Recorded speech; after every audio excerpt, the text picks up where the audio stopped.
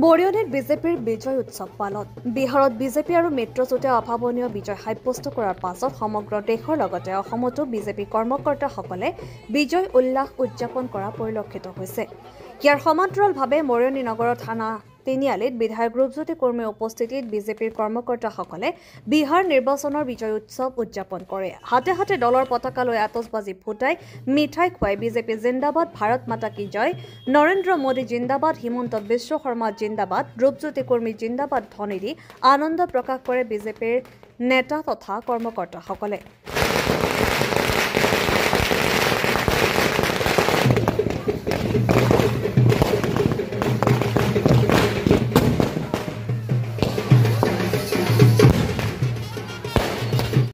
বিহাৰৰ আজি যি নিৰ্বাচনৰ ফলাফল সমগ্ৰ দেশতে এটা আনন্দ উল্লাস।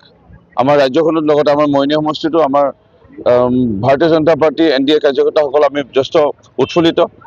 আৰু এইটোৱে প্ৰমাণ কৰিলে ৰাহুল গান্ধী ডাঙৰীয়াই যেনেধৰণে দেশৰ প্ৰধানমন্ত্ৰী নৰেন্দ্ৰ মোদী ডাঙৰীয়াৰ মাকক অপমান কৰিলে বা যেনেধৰণে অপমানসূচক মন্তব্য আগবঢ়ালে, ইয়াৰে ফল কংগ্ৰেছে দেখা পালে।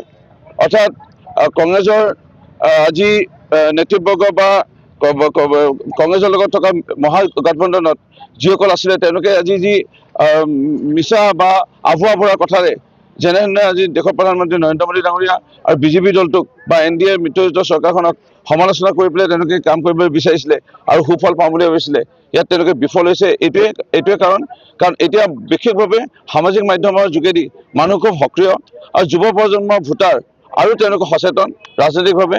আৰু এতিয়া মানুহক ঠগি পেলাই বা উল্লু বনাই মানুহে আৰু ভোট ল'ব নোৱাৰে। ৰাইজে দেখা পাইছে যে প্ৰকৃত অৰ্থত এতিয়া উন্নয়ন হৈছে। ৰাইজে দেখা পাইছে ৰাস্তা পদূলি, পানী, স্বচ্ছতাই আজি নিযুক্তি।